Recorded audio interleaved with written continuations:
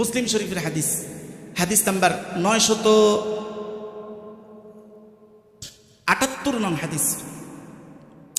নবী বলেন, এই আল্লাহ, একটু আগে তো একটা হাদিস শুনাইলাম, এটাও শুনেন যে আল্লাহ তাআলা তাকে কি মেহমানদারিটা করবেন। একটা মেহমান ঘরে আসলে আমরা সর্বপ্রথম কি ভারী খাবার দেই নাকি পানীয় দেই? পানীয় না, শরবত টরবত দেই। তো এই ধরনের লোকদের শরবতের নামটা একটু শুনেন।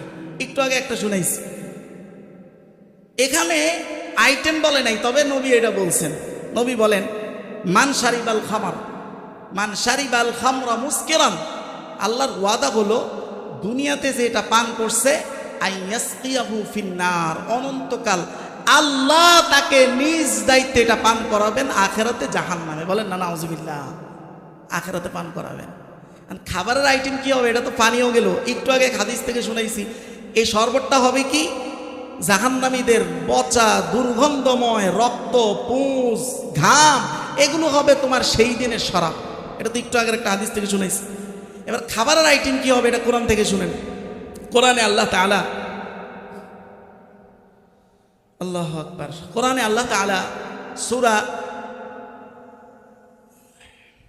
দুখানের 43 থেকে 46 নং আয়াত পর্যন্ত আল্লাহ বলতেছেন। আল্লাহ বলেন, ইন্না শাজারাতাজ যাক্কুম তাআমুল আসিম কালমুহলি ইয়াগলি ফিল বুতুন কাগালিল হামিম। আল্লাহ বলেন, ইন্না শাজারাতাজ যাক্কুম, শাজারাতে যাক্কুম, এটা আপনারা শুনেছেন, যাক্কুম ফল, শুনছেন না এটা? আল্লাহ বলেন তাআমুল আসিম, এটা হলো পাপিষ্ঠদের খাবার। এইটা ধরনটা কেমন? আল্লাহ বলেন কাল মুহলি, মুহুল মানে হলো আপনারা দোকানে যে কেরাসিন তেল অথবা অন্য কোনো বড় তেলের ড্রাম দেখছেন না, ড্রাম, ড্রামের নিচে এক ধরনের তেলের গাঁত জমে, গাঁত জমে না, এই মুহুল মানে হলো গাঁত। এবার এই তেলের গাঁতটাকে যদি উত্তপ্ত টকবকে গরম করে আপনার পেটে দেওয়া হয়, অবস্থাটা কি হবে? আল্লাহ বলেন কাল মুহলি আগলি ফিল বুতুন কাগালিল হামিম। এই ফলটা হলো, এর নমুনা হলো, আল্লাহ তাআলা বলেন এটা হলো তেলের গাদের মতো, উত্তপ্ত পানির মতো, এটা টকবক করতে থাকবে জাহান্নামীদের পেটে। বলেন না নাউজুবিল্লাহ, পেটে টকবক করতে থাকবে। এখন আচ্ছা, আরেকটা আয়াত বলি, তারপরে একটা কথা বলি। এখন আপনি যেটা ধারণা করতেছেন, ধারণা সঠিক না। আরেকটা আয়াত শুনেন, সূরা আল গাশিয়া, আয়াত নং 6 থেকে 7। আল্লাহ বলেন, লাইসা লাহুম তাআমুন ইল্লা মিন দরি' লা ইউসমিনু ওয়া লা ইউগনি মিন জু'।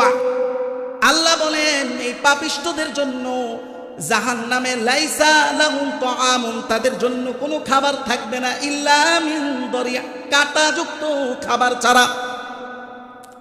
এখন এই যে কাঁটাযুক্ত, আপনি এইভাবে একটু চিন্তা করেন, আমরা অনেক বিষাক্ত পোকামাকড় দেখছি না, যে সারা শরীরে হুল, খুব বিষাক্ত। এরকম একটা ধৈর্য যদি আপনারে জোর করে খাওয়ানো হয়, এটা আবার যদি ভিতর থেকে আপনারে খায়, জিনিসটা কত ভয়ঙ্কর হবে। এনা আপনি একটা কল্পনা করছেন, আমিও একটা করছি জানি, এখানে এটা যাই না রাখেন, আখেরাতের কষ্টটা কত বেশি, এটার কল্পনা শক্তি দুনিয়ার বাসী নাই। এটা আপনি যেটা কল্পনা করতেছেন, এটা তার চাইতে অনেক উপরে। আপনি যত কঠিন কল্পনা করবেন, ওই কল্পনা পর্যন্ত আপনি পৌঁছতেই পারবেন, এটা সম্ভব না। বাস এটা আল্লাহ একটা নমুনা হিসাবে বলছেন, যাতে আপনি কিছুটা বুঝতে পারেন। ওই কল্পনা শক্তি আপনার নাই, কেন নাই? এটা একটা গভীর বিষয়, আপনি খেয়াল করেন।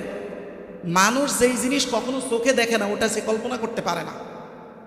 যেমন মনে করেন, আপনারা যদি আমি একটা রাজ সিংহাসন কল্পনা করতে বলি, আপনি আপনার কল্পনা এদিক দিয়ে স্বর্ণের ইট, এদিক দিয়ে রূপার ইট, ওই দিক দিয়ে ওটা বসাইবেন, সেটা বসাইবেন। হ্যাঁ, এই যে আপনি যা যা বসায় একটা কল্পনা, একটা সিংহাসন বানাইছেন, এটার প্রতিটা পার্ট কোথাও না কোথাও আপনি দেখছেন।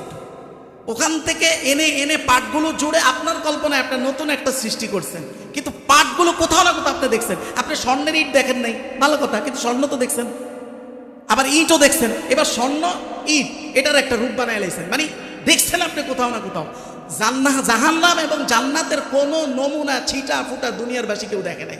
অতএব যেটা আপনি কোনো অংশই দেখেন নাই ওটা আপনার কল্পনা করা সম্ভব না। আপনি যা কল্পনা করতেছেন এটা দুনিয়ার আইটেম দিয়ে কল্পনা করতেছেন, তার মানে এটা তার চাইতেও কঠিন, তার চাইতেও কঠিন। আল্লাহ আল্লাহ আল্লাহ আমাদেরকে ক্ষমা করুক, সবাই পড়েন আমিন।